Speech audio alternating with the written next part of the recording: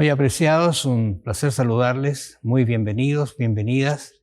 Vamos a seguir conversando acerca de la palabra de Dios en el contexto de nuestro tema general, que es la muerte y qué hay después de esa muerte. Ya la estamos aclarando, pero esta semana vamos a ver la victoria de Cristo sobre la muerte. ¿Por qué hablar el tema? Porque tenemos que seguir reforzando estas ideas de que Cristo nos muestra con su vida que hay vida, pero hay una vida eterna que Él ha prometido. Usted y yo quizá vamos a morir, pero hay esperanza. Usted y yo a lo mejor vamos a tener algún problema, alguna dificultad, pero Dios dice que tiene soluciones para eso. Pero vamos a ver ahora las evidencias de la muerte de Cristo, que fue real, porque de hecho algunos tratan de buscar algunos argumentos humanos para decir que no fue así, pero la Biblia y los hechos reales que ocurrieron sí lo ratifican. Sí, de eso vamos a conversar.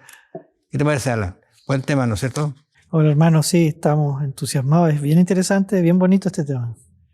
Ahora, es tan interesante que nos gustaría que ustedes siempre tuvieran su folletito a mano. Si lo necesitan, pueden mandar una notita y nosotros vamos a hacérselo llegar. La victoria sobre la cruz.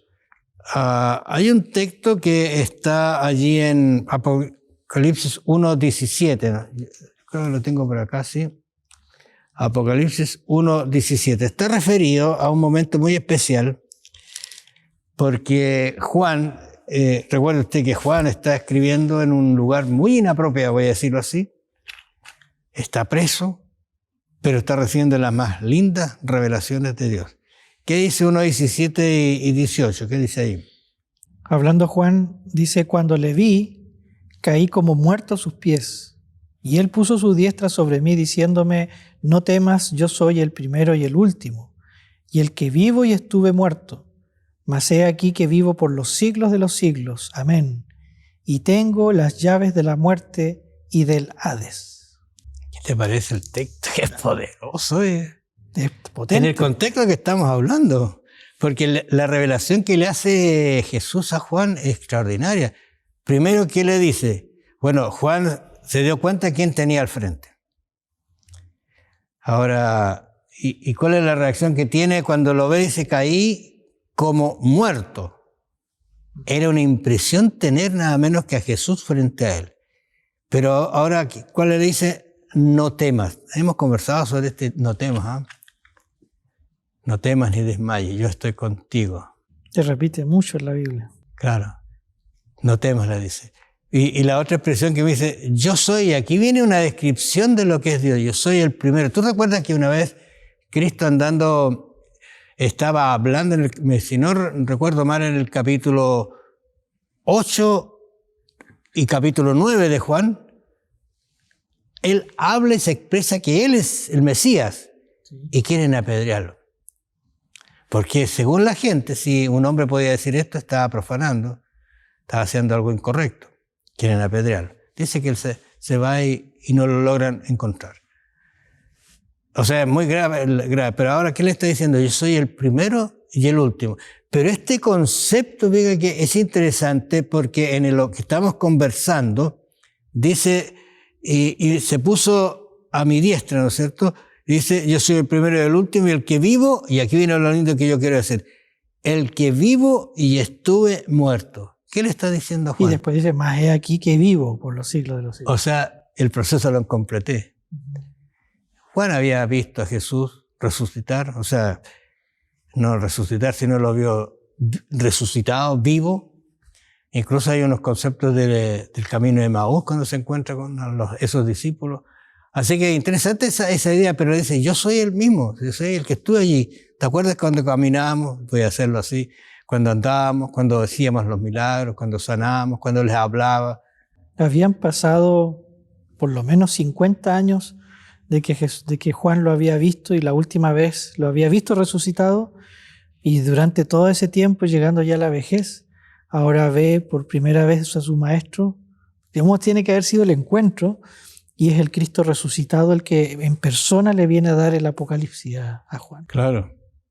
Y ese concepto que le dice, por eso digo, yo hago resaltar esto del que estuve vivo y ahora el que estuvo muerto, pero ahora vivo. ¿Por qué? Porque él habla de que es un Jesús que, vamos a decir así, estuvo en la tumba. Ahora, hay unos textos que yo quisiera que viéramos. Está, por ejemplo, Lucas 22. Es un texto triste en la Biblia porque denota lo que hace el pecado. Lucas 22, 3 y 4. ¿Qué dice aquí? Dice lo siguiente: y los principales sacerdotes y 22, ¿sí? Lucas 22, ¿sí? 3 y 4, ¿ya? 3 y 4, dice, y ahora, y entró Satanás en Judas, por sobrenombre Iscariote, el cual era uno del número de los 12.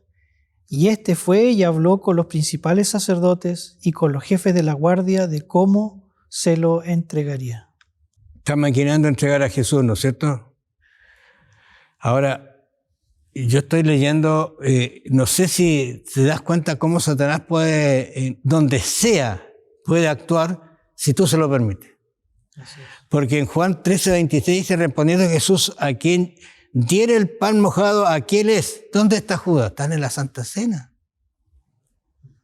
Los discípulos no lo entendieron. ¿Te recuerdas que Jesús le va a decir a Judas, lo que has de hacer, hazlo pronto? Y los discípulos entendieron que le estaba encomendando alguna tarea de las que hacía quizás habitualmente. ¿Cómo no reaccionó? ¿Eh? Ahora, yo estoy pensando que, lo voy a comentar esto, leí un artículo, estaba viendo un video de esta historia de Jesús, de su resurrección de la tumba. Entonces decían, mire, se descubrió una tumba, que seguramente es la tumba de Jesús, pero que había una puerta lateral, mira. Y que podría haber salido por ahí. Entonces, claro, salió por allí, claro, no lo encontraron, qué sé yo. ¿Te fijas? Ahora, es tan inverosímil porque te acuerdas tú que la tumba no era una tumba de tierra. No, pues estaba dentro de la hendidura ahí de la roca. Entonces, te fijas tú, o sea, todas estas cosas pueden aparecer para desfigurar, pero cuando las mujeres llegaron, ¿qué es lo que encontraron? Una tumba vacía. Y tenía guardia, que no hay que olvidarse, que habían tenido una guardia especial de hombres y una tremenda roca que custodiaba eso, y aún así no pudieron detenerlo. Ahora, lo interesante de estos detalles aquí que están relatados en la Biblia, todos esos hechos van conformando la realidad de lo que sucedió. Porque ¿qué es lo que pasa? Ellos llegan, no pueden soportar los guardias lo que ven, y es un detalle que se habla y que quizás alguno de ustedes puede conversarlo en su casa. Los primeros que vieron a Jesús resucitar fueron los romanos, ¿o no? Podríamos decirlo que sí, claro. Claro, porque... Sí, que alcanzaron a ver ahí con sus ojos medio con los... Claro, sí, vieron el resplandor y cayeron como muertos. Claro, ¿no? Por eso digo, no sé si habrán alcanzado a ver algo. Claro, pero eso es lo que pasa cuando una persona es pecadora. No puede resistir la verdad, la claridad, la luz, ¿no es cierto? Pero el que no es hijo de Dios, lo reconoce como Juan, llega a caer como muerto, pero él le da la diestra y le dice, no temas, yo soy. Así es. Yo soy. Y eso le trajo esperanza a Juan en el momento más oscuro de su vida. Había una tumba vacía.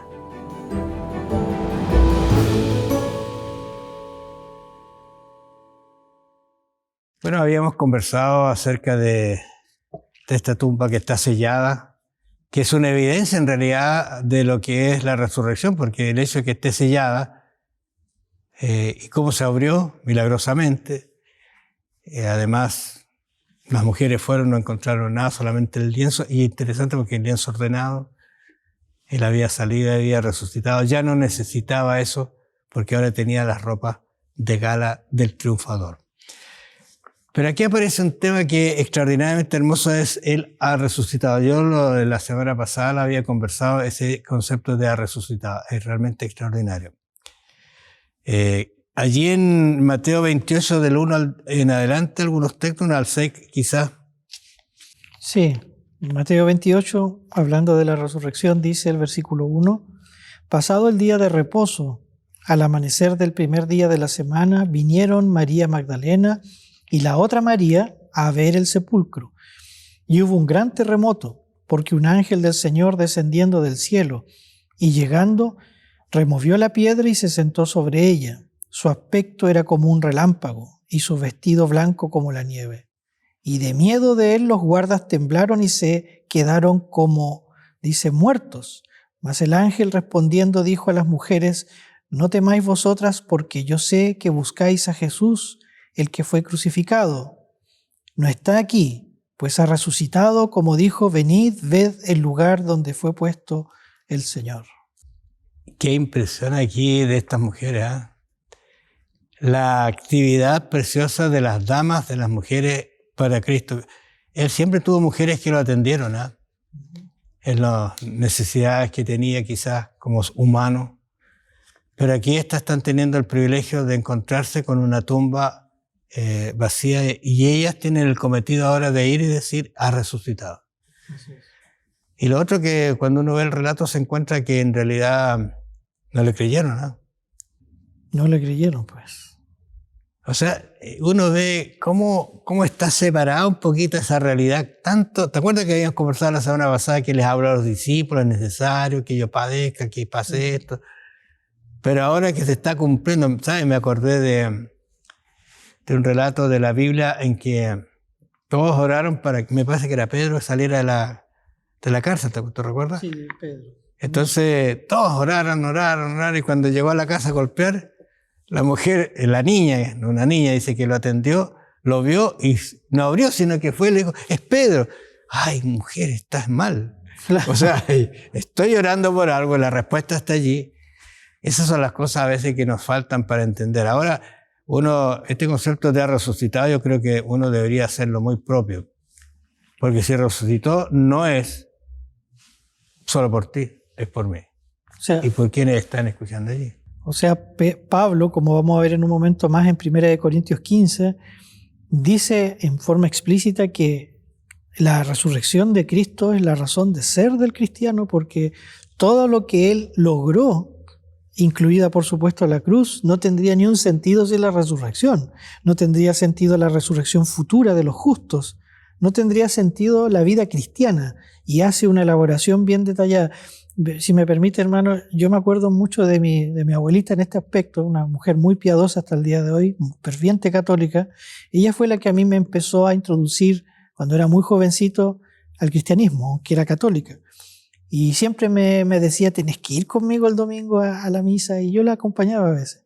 Pero una cosa que me sucedió estando allá adentro en la iglesia y muchas veces en la catedral de Punta Arenas, fue que yo me sentaba y trataba de encontrar paz también en mi corazón, pero mis ojos siempre se situaban en el crucifijo grande que había ahí arriba donde se oficiaba la misa, y siempre me impactó eso porque mi forma de ver a Cristo era crucificado, y siempre la cruz por allá, pero lo que nos estamos viendo ahora revisando es que Cristo no está crucificado. Cristo resucitó y venció a esa muerte, venció la cruz.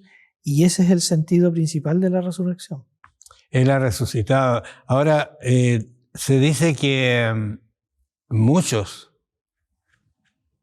lo vieron y también muchos de ellos se les aparecieron. O sea, estamos tratando de encontrar que hay una evidencia de su resurrección. Muchos se levantaron con él. Así es. Yo tengo varias preguntas que no creo hacerlas aquí, pero ¿cómo sería eso? Porque si tú sabes que un amigo tuyo o un pariente, un papá se murió, te resucita, viene a la casa y te dice, oye, Jesús ha resucitado, no sé, ¿cómo reaccionarías tú? Claro, sería escéptico quizás. Bueno, ¿será él o no será, no es cierto? Pero aquí yo creo que fueron personas que de alguna manera murieron antes de la venida de Jesús, antes de su primera venida. Bueno, hubo 400 años de que no hubo profecía, es interesante, pero tú lo ves allí y le dice, aparecieron, incluso algunos piensan que fue Juan el Bautista que resucitó también, pero se aparecieron y les dijeron lo que había pasado, o sea, hay una super evidencia, no solamente de que él resucita, sino que hay gente que resucitó con él, que son, bajo el concepto ese que judío, son las primicias. Las primicias, sí. ¿Qué son las primicias?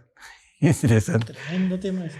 Las primicias del Antiguo Testamento eran ninguno judío que se llamaba judío y llevaba la ley en el corazón podía cortar una fruta sin antes haber presentado el primer fruto ante el altar como regalo. Después de eso ellos podían cosechar. Habían varias fiestas donde justamente tenían que hacer eso. No podían ellos consumir ese alimento, sino que era una forma de decir, Señor, nosotros dependemos de ti, tenemos esto porque tú nos lo has dado y la vida depende de ti, no de nosotros mismos ni nuestro propio esfuerzo, es por ti, Señor. Ahora hay una evidencia muy grande también, fíjate, en relación a eso. Dice que hubo oscuridad, pero que el velo se rasgó.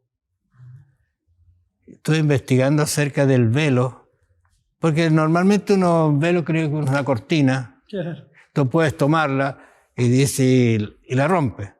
No, pero no era el caso de este. Pero estaba mirando que la cortina tenía por lo menos unos 10 centímetros de ancho, o sea, no era una cosita así simple. Además estaba en una altura inalcanzable para un ser humano, ¿no es cierto? ¿Cuántos metros hacia arriba? Y dice que desde arriba abajo se rompió y quedó al descubierto, ¿qué cosa? El lugar santísimo. Lugar santísimo. ¿Qué te dice a ti eso?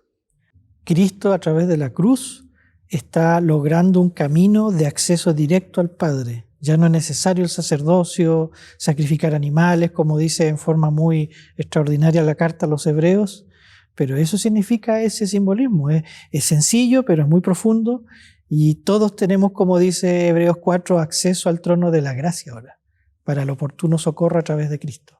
Ya no hay ese velo que nos impida. Antes lo impidía, no, era la forma. Yo me acordé de los hijos de Aarón. Según dice, entiende que ellos trataron de entrar con fuego extraño y fueron consumidos, pero ahora todo el pueblo quedó así al descubierto de eso.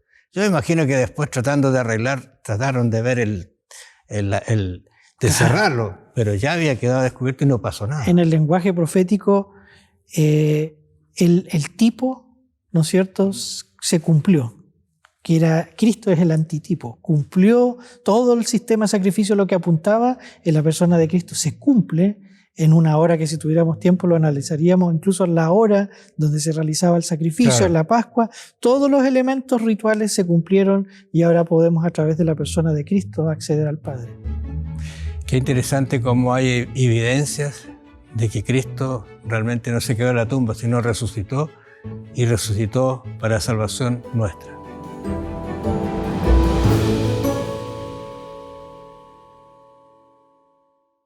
De acuerdo a lo que estamos conversando, Cristo ha resucitado, está cumpliendo su plan, su propósito, pasó la prueba, pagó nuestros pecados, pero hay testigos de lo que que sucedió eso. Juan 20, me parece, 11 en adelante, está un relato muy bonito y que ratifica efectivamente que Cristo ha resucitado.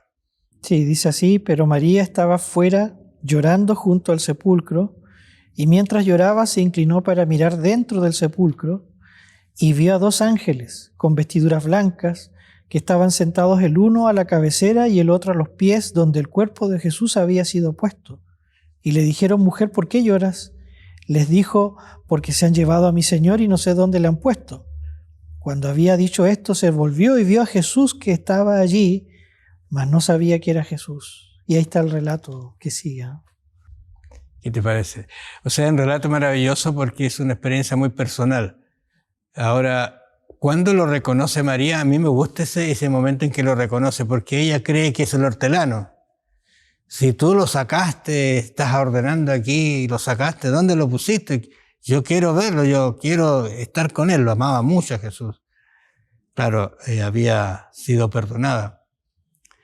Pero ahí después aparece una palabra que hace el nexo entre María y Jesús y María. ¿Cuál es la palabra? Bueno, la llama, La llama por su nombre. le menciona. Me es emocionante eso porque de alguna manera cuando hablamos de la muerte y la resurrección y la vida eterna, dice que seremos llamados por nuestro nombre. Incluso algunos comentadores de improviso llegan a decir de que cuando Cristo dijo Lázaro para no decir en forma general, quizás se habrían levantado muchos. Porque tiene el poder de la vida él, así que lo llamó por su nombre. Entonces, la reacción que viene aquí ahora es importante porque ¿qué le dice? Le dice Marta, ¿no es cierto? O María le dice, maestro. Y él que le dice, cuidado, no me toque, porque aún no he subido a mi Padre. O sea, queda una etapa que cumplir. ¿Te fijas? Y de aquí van a aparecer muchas evidencias de que Cristo realmente ha resucitado. Primero a ellos, la secuencia después tú ves el relato, va a encontrarse que los discípulos también van a ver y se dan cuenta que efectivamente Él ha resucitado. ¿No te parece? Sí. De hecho, esto atenta contra una idea que por ahí un teólogo tiró hace mucho tiempo y hasta el día de hoy queda ahí. Él habla de que hay que desmitologizar los textos. Ya. O sea, cuando ya dice que resucitó, no, eso no es. Apareció aquí, no, eso hay que quitarlo del texto y hay que seguir leyendo. Pero no podemos hacer eso con la Biblia porque la Biblia está escrita de una manera narrativa, te está contando, pasó esto, y no entra en especulaciones de ese tipo moderno, sino que nos cuenta, pasó esto, es un relato que nos está contando como alguien que lo vivió, y eso nosotros lo recibimos para creer por fe en los acontecimientos registrados allí. Ahora lo interesante de esto es que, haciendo un paréntesis, quizás tú sabes que Génesis del 1 al 12 o al 11 han tratado de hacer eso que tú dices. Lo mismo, claro. O sea, es una historia linda, pero no le vamos a creer que fue así, no vamos a creer esto. Y eso ha echado por tierra la fe de muchas personas. Qué triste, porque con Cristo también han querido hacer lo mismo. Incluso si tú recuerdas, es otra evidencia más, cuando llegaron los guardias a decir, ¿sabe que resucitó? No puede ser, dice. Entonces, ¿qué es lo que hicieron? Le pagaron, ¿para qué? Para que dijeran, y esto es una evidencia, de que había sido robado por los discípulos. O sea, ellos están diciendo que resucitó, ¿te fijas? Claro, reconociéndolo. O sea, una evidencia más. Ahora, con la resurrección de Cristo se dice que se levantaron muchos, ¿eh? Pablo dice, ahora Cristo ha resucitado, en 1 Corintios 15, ha resucitado entre los muertos, primicias de los que durmieron es hecho. Hablábamos de las primicias, ¿te recuerdas? La resurrección de todos estos santos que se fueron con él son las primicias, los primeros frutos. Pero Cristo es la primicia para todos, para salvarnos. Usted quiere revisar Deuteronomio, me parece capítulo 26, aparece el concepto de las primicias, así que es importante. Ahora, estoy pensando, Alan, que dentro del concepto de las primicias de los que durmieron, a nosotros ya hemos visto varias evidencias que son irrefutables, que no se pueden cambiar. Si tú las cambias, ella va a perder muchos otros conceptos más. Las mujeres, los discípulos. El mismo concepto, fíjate, de Judas, ¿tú recuerdas? Sí. Perdón, no de Judas, sino de Tomás. La primera no estaba Tomás, ¿no es cierto? Y después aparece Tomás y dice, si yo no viera las llaguitas, las cosas, no voy a creer. ¿Y qué le dice Jesús? Tócame. Oye, que es una, voy a decir así, es una súper evidencia. ¿Por qué? Porque hace una relación de realidad. Ahora, hay una cosa y una pregunta que me saltó a mí a la mente.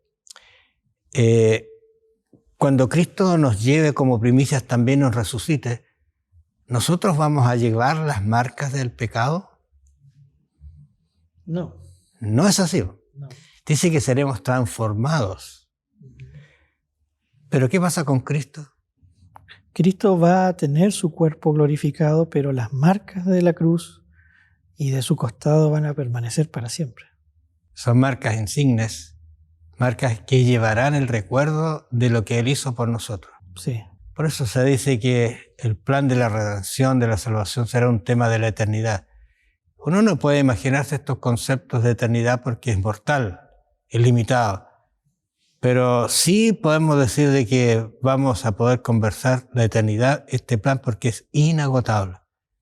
Vamos a entrar, obedecer en los pensamientos de Dios para conocer cómo fue el trasfondo de todo esto, cómo se planificó, y vamos a entender muchas cosas. Pero ahora quedémonos con lo que la Biblia nos ha dicho. Y es importante hacer este alcance porque lo vamos a ir viendo en las próximas semanas. Es clave entender esto que hemos visto porque la resurrección es la esperanza que Dios da al ser humano ante el dilema de la muerte. No es la inmortalidad del alma, no es que el alma sigue viviendo y todo eso que hemos estudiado ya. La alternativa de Dios para el ser humano es la resurrección. Si nosotros creemos en lo otro, que se nos ha educado por mucho tiempo en Occidente sobre la inmortalidad del alma y esa creencia antibíblica anula la resurrección. Pero en cambio la resurrección le da una esperanza real al ser humano concreta y lo que nosotros tenemos que hacer es estudiar este plan de salvación en las Escrituras. Estoy pensando qué pasaría, y eso lo vemos por fe como una realidad, llegar al cielo, estar con Jesús, conversar con Él. Y cuando Él nos estire la mano, la vamos a mirar. Hay un cuadro que a mí me emociona cuando veo que Jesús toma en sus brazos una niñita y la pone aquí ¿cómo se colocan los pequeños? Y la abraza y te improvisa la niña y le dice, ¿qué pasó con tus manos? Esa respuesta Él la tiene que dar usted y yo. Sus manos están llagadas para que usted no tenga llagas. Su costado está herido para que usted no tenga dolor y viva la eternidad. Piénselo, que el Señor lo acompañe y lo bendiga. Nos vamos a encontrar la próxima semana.